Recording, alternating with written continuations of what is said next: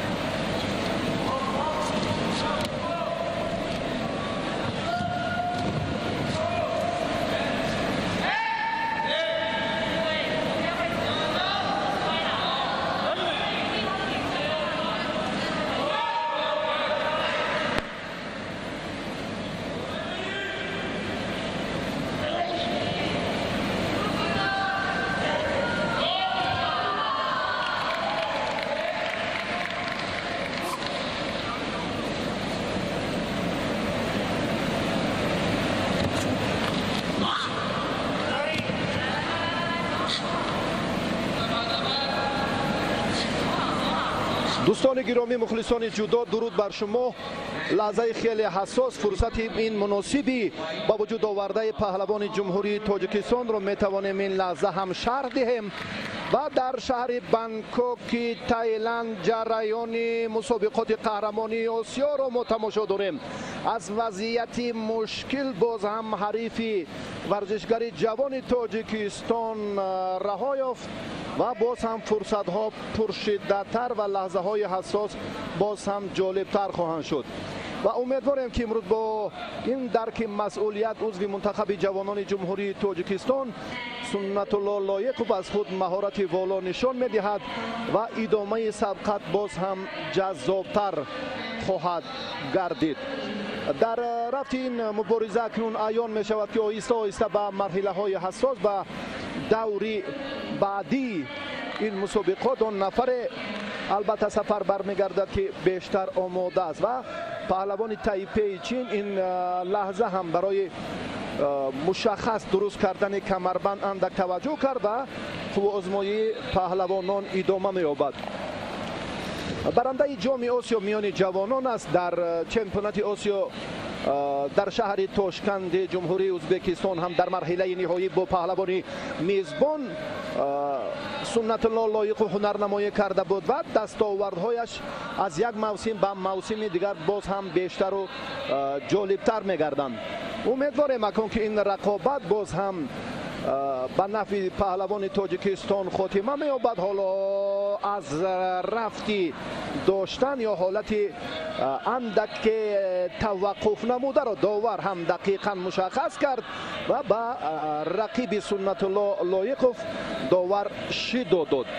این افاده آن است که برای پهلوان ما اندک زمینه دیگر به وجود می آید. 1 دقیقه و 20 ثانیه دیگر وقت باقی مانده است و زری دارد سفید پوشی قشنگی 19 ساله تاجیک تحت راهبری رو حکومت تمرین میکنند. مشق ورزی هایش توسط دستور قبلگاهش یاری بیگ جانی بیگ و باز هم محمد صفا بیشتر در منطقه های دوردست رشتان زمین هم سال پاریم سال هم پشت سر گردیدند و در مرحله آخر در مکتب مهارت عالی ورزش سنت الله لایقوف بسیار هم تحت راهبری رو حکومت دو بستی آمادگی همه جانبه جسمانی را خوب بر راه ماند. اکنون این چیز ثمر میدهد. حالا ما فرصت داریم که یک جای این لحظه ها را ببینیم. رفت قوزمایی باز هم تقاضا میکند که پهلوان ما اندک باز هم جدی تر باشد مناسبتش با حریفش در استفاده عمل ها و همچنین حالت های مساعد. آی آی آی آی آی. این حالت هم اندک باز خطری بسیار به وجود می آورد. سنت الله از اینها رها یافتنش ممکن است در این جریان که دست را باز هم فشار می آورد پهلوان تایپی سون و 19-18 ثانیه های به شمار باقی مانده است. ببینید با جهد و تلاش و صمیمیت و تکاپو و تردد بیشتر هم از این حالت رهای و وضعیت را باز هم معتدل تر انجام دادن. بسیار هم وضعیت مشکل بود، بسیار حالت ناگوار بود که پهلوان تایپی چین در چمپیونات آسیا میان نورسان هم برنده مدال نقره محسوب می‌یابد. خیلی تجربه خوب دارد در پارتر. اکثر غلبه های است که قبلا هم در میان نورسان منتخب تایپی چین رقابت کرده بود از حساب انمان حالت های پارتری بود و حالا وضعیت خیلی بهتر شد و در این جریان پهلوان جمهوری تاجیکستان سنت الله لایقوف دست چپ است که خیلی آسیب هم دیده است. این را از قیافه‌اش مشاهده کردن ممکن است. غلبه به دست آورد و از این دور به مرحله نوبتی راه خود را هموار کرد. دیگری 4-1 نهایی در آن جایی که سنت الله لایقوف با حریف خود از جمهوری قرقیزستان به میدان میبراید. خیلی و خیلی رقابت تاریخی خواهد شد. قشنگی 19 ساله تاجیکستان با لباسای ورزشی سفید است. پهلوان قرقیزستان در مقابل حریف پرقوت خود از کره جنوبی دست بالا گردید. اولو تگین و سنت الله این رقابت را و باز هم مربیان هم در سمت آموزش حرکت های آخرین پهلوان قرقیزستانی فکر میکنم خلاصه گیری کردند و این لحظه ها خیلی باز هم فرصت های حساس و مشکل و حل طلب و باز هم با اشاره جای ننگ و ناموس است. سنت الله دو اصول خیلی معمول دارد. حالا حرکتش خیلی خوب است، خوب است از کمربند چرا داشتن این لحظه را. اکنون خاک داور در این سمت برای مجازات کردن وظیفه دار است. بله شیدا و پهلوان قرقیزستان رفت میدانداری اکنون از سنت الله دیگر چی را تقاضا میکند. اینجا زیر جدا باز هم مفهوم بزرگی وطنداری است. احساس میکنیم که در جریان نیروسنجی پهلوانان ما این مسئولیت خیلی به خوبی درک میگردد. از بالا داشتن خیلی مساعد است برای ورزشکاری ما. حرکت هم در سمت حالتهای پرتری باید جالب تر باشد. این را هم در تمرین رو حکومت سنت الله بهتر و بیشتر هم مورد استفاده قرار داده بود و در این جریان اکنون وقتش اندکی آمد نکرده و این وضعیت برطرف شد.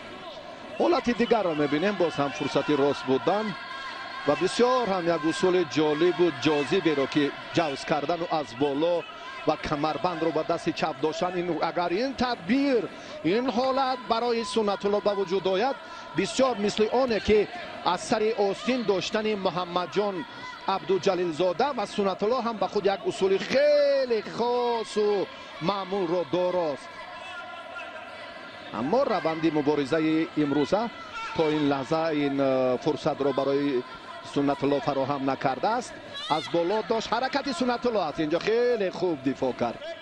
در حالت مبادا اینجا هم اولو تگین خواست که پشتناکی حریف را به سمت چپ هوا دهد. پهلوان ما برای رفع این مشکلات همه جانبه آماده بود. مبارزه خیلی حساس است، ادامه می‌یابد. حالا 2 دقیقه کمتر وقت در اختیار دارند. احتیاطکارانه باید چهره سفید پوش تاج گوشتین گیرد. آمادگی هر دو پهلوان تا اندازه مشخصا نیست، اما معلوم شد که چگونه باید سنت الله گوشتین گیرد. خود الکی خلاصه گیری میکند. از بالا داشتن برایش مفید است، اما از گریبان نه. از بالا که داشت حرکتی او با توسط کوشش بعدی از اورنج اورنج از لحظه اندک خطرناک هم رها یافت. حالا که داخل در این سمت نزدیک شدن برایش مفیدتر بود. احتیاط میکند. باز هم سنت الله در جریان استفاده عمل خیلی هم برابر استفاده عمل دفاع کرد و به شکم افتاد که این خوب است. حرکت پهلوان ما بود و ورزشگر قرقیزستانی هم خیلی کسبیت خوب دارد. در مقابل پهلوان کره جنوبی غلبه به دست آوردنش این هم از کسبیت و از مهارت خوبش دیگر بار درک می‌دهد. این چهره هم در بیشکک در جام آسیا اکتبر سال 2019 میان نورسان مدال برنجی به دست آورده بود و در خصوص کامیابی های ورزشگر تاجیک اندبکه پیشتر گفتیم.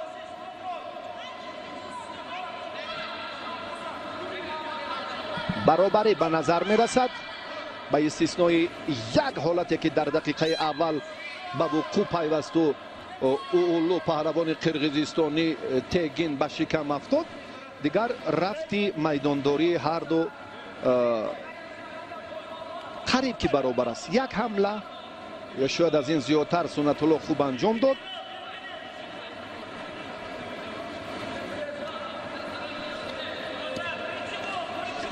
باز همون حالت پیشینه لکه ورزشگر قرقیزستان پیخست کرد که کار در این زمینه چگونه رنگ میگیرد. اکنون به پارتر حرکت دیگری که برای بوغی کردن اندکی رجوع کرد، اما داور اینجا اشاره مپی نمود. در وقتی اساسی غالب معین نشد باز هم به مانند رقابت محمد جان و پهلوانی کره جنوبی امروز هم ورزشگران تاجیک به مرحله حساس میگذرند. با نیروسنجی های خود در وقت اضافه برای امتیاز طلایی. باز از بالا آی حرکتی چگونه که بود و حالتی خیلی هم بس برانگیز. از این فرصت هم غیر چشم داشت با کسبیت بلندی که این چهره مشاهده کردیم ورزشگر قرقیزستان موفق شد و لازم نبود نزدیک شدن. حالت خیلی هم مشکل تری رو در اینجا به میان آوردن و اکنون سنت الله هم از نتیجه دلخواه این دور چهاریک نهایی محروم شد. اما پهلوانان ما هم محمد جان و هم سنت الله برای مدال برنجی حالا تلاش را ادامه خواهند داد.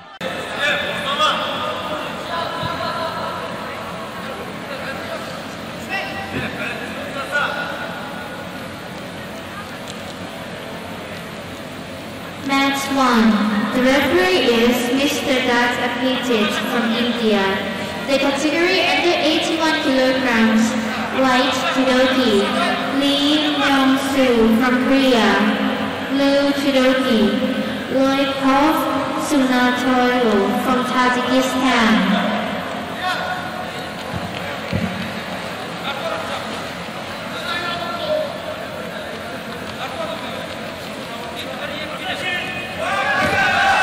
شناز تایپی چین موفقیت رو مال خود کرد و سنت الله کن در این لحظه انا همین اصولی دوستان، انا همین لحظه انا همین فرصتی خیلی هم جالب رو صرف نظر کرد در روند تلاشی که بیشتری نادرست عمل کردن پهلوان عربستان سعودی برای شید و زمینه فراهم آورد و بسیار هم راستی بسیار هم حالت انا در انتظاره که مخلصان جفت نزدیک کردن دستی چپ چگونه و بعدا پرتافت غیریادی رو که انتظار بودن یک لحظه مناسب فراهم شد اما زود رها یافت و امر داور مته بود در این لحظه که حریف سنت الله نادرست داشته بود.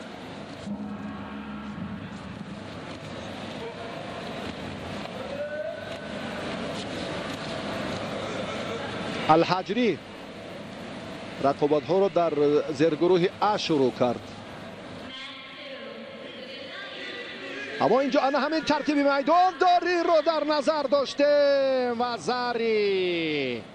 وزاری حالتی به تخت پشت نگاه داشتن کافی از 10 ثانیه دلپرانه به این سمت سنت الله اعتبار میدهد و برنده جام آسیا یک چهره خیلی نمایانه که آینده درخشان جودو را از این امیدوار شدن ممکن است. در این لحظه هم خیلی با موفقانه غلبه به دست آورد و نهایتا هم در ادامه سبقت ها حق مبارزه را برای مرحله بعدی пайдо месозад.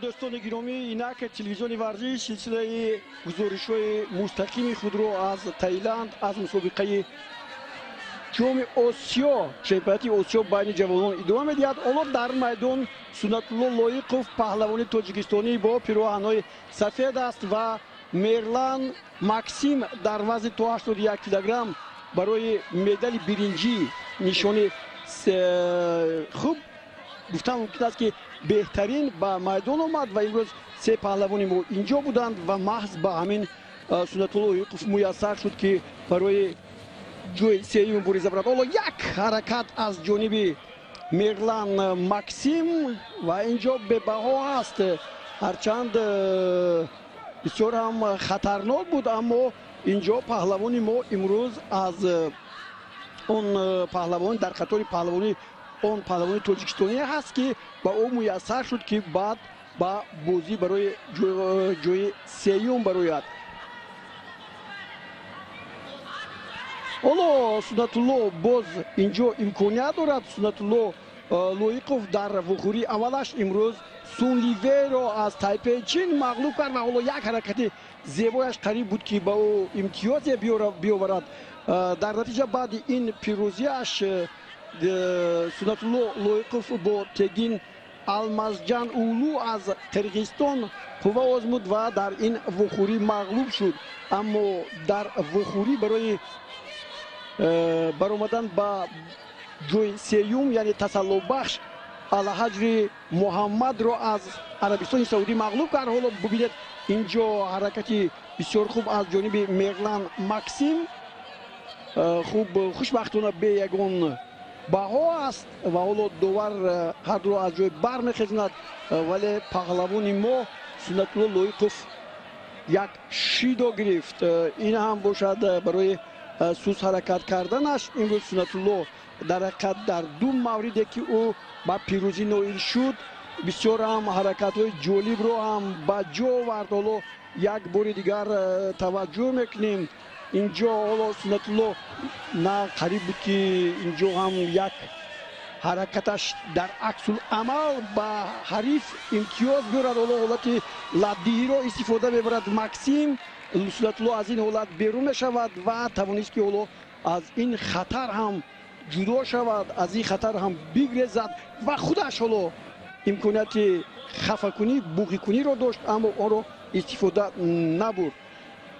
این شاگرد رئوف حکومتوف است دوستان گرامی. به هر نوع در وخوری‌های امروزه از پهلوان تاجیکستانی محض به او امید بستیم که مدال برنجی به دست آورد، چون که از شماری پهلوانانی که در اینجا حضور دارند همگی ما 3 نفر هستیم. حالا باز یک حرکت دیگر از جانب ماکسیم است و وزری میگیرد. اینجا ببینید امکانیت خود را نگاه داشتن بود ولی در اینجا سنت الله لایقوف نتوانست وزن خود را اداره کند و حالا این بحث به جانب داور میگه که چیزی نبود. اینجا بحث های دیگر هم بودند، از جمله پهلوان دیگری ما محمد جان عبدالجلیلوف هم با داور در بعد باختش در بازی تسلا بخشی چهارم هم بحث داشت. این چیز لازم نیست، اینجا باید گوشتی گرفت و خود را نشان داد. در حقیقت پهلوانی چرا کم از تاجیکستان اینجا هستند نمیدونم، بلکه بسیاری پهلوانانی که در اینجا حالا یک حرکتی خوب از جانب سنت الله شدنش ممکن بود ولی نتوانست تا به انجام این عمل رو به اجرا رساند. در نتیجه 32 ثانیه دیگر هست و حالا داور اجازه میدهد که وخوری ادامه یابد. در صورت دوستان گرامی اینجا خودتون میدونید که اگر با باخت روبرو شود پس جای پنجم رو خواهد گرفت، ولی ما الکی یک جای پنجم داریم در وزن تا 60 کیلوگرم. سروش ارکایف آنجا حرکتی خیلی زیبا نشون داده بود و نهایت ببینید اینجا حلال است، ایپون است، همون حلال تاجیکی است که اینجا پهلوان ما سنت الله لایقوف از جانب پهلوان قازق مغلان ماکسیم مغلوب می شود و ماکسیم صاحب جای سیوم می گردد در وزن 81 کیلوگرم. خوب یک امید دیگری داشتم، این امیدمون هم برباد رفت. من به شما گفتم که اینجا همگی 3 نفر پهلوان